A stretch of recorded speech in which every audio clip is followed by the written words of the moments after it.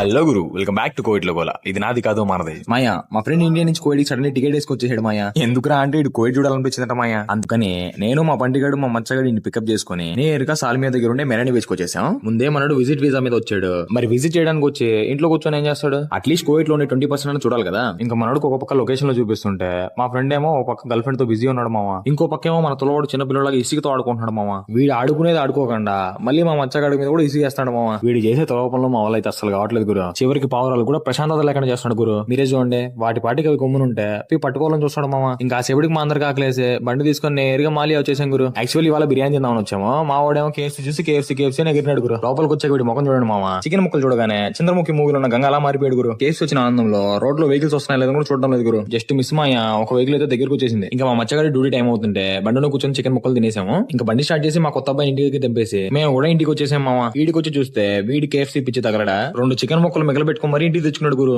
ఇంకా మా మచ్చగాడు కూడా బాయ్ చెప్పేసి మేము ఇంటికి వెళ్ళిపోతున్నాం మామ. అదండి ఇవాళ జరిగింది. సరే గురు, మళ్ళీ కలుద్దాం.